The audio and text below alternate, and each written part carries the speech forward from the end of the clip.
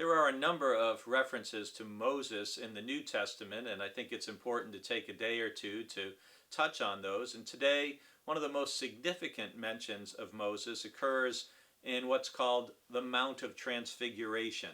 And this is an experience that is related in Matthew, Mark, and Luke. All talk about this experience that Jesus has on the mountain, probably Mount Hermon near Caesarea Philippi, where just 6 days after Peter's confession, or saying that Jesus is the Messiah, Jesus takes his little inner core group of leaders, Peter, James, and John, and they go up by themselves, and Jesus, we're told, is transfigured before them, and his face shone like the sun, his clothes became dazzling white, and that brings us to our verse of the day, Matthew chapter 17, verse 3.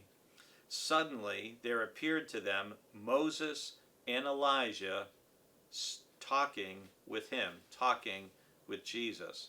Now, this is obviously very significant because Moses represents to the Jewish people the giver of the law, the source of the Torah, the first 5 books of the Hebrew Bible.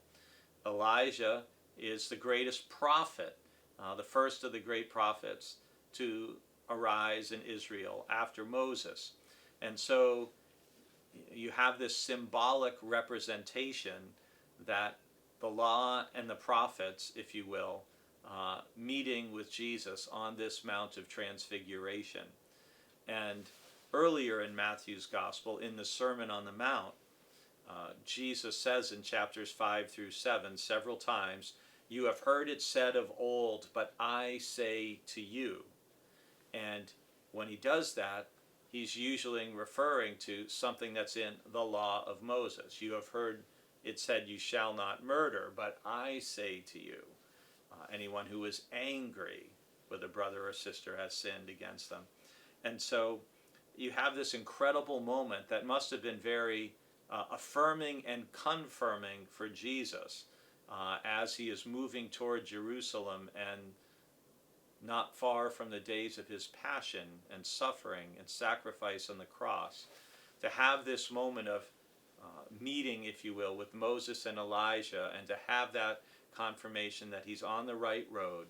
And Peter, James, and John witness this. They, as many times, they are the 3 who witness some of the most significant moments in Jesus' life, which is part of why we have them, is because they were there to witness them and then could tell the rest of the 12 about them.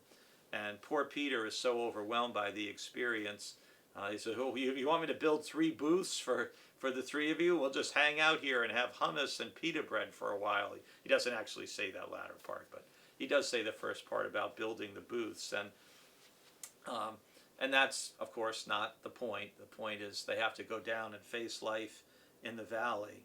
But they do hear the voice from a cloud saying, "This is my son, the beloved, with whom I am well pleased. Listen to him." And that's the word for the disciples then and now. Affirmation that Jesus is the beloved Son of God. And what is your task and mine as his follower? To listen to him and to do what he tells us.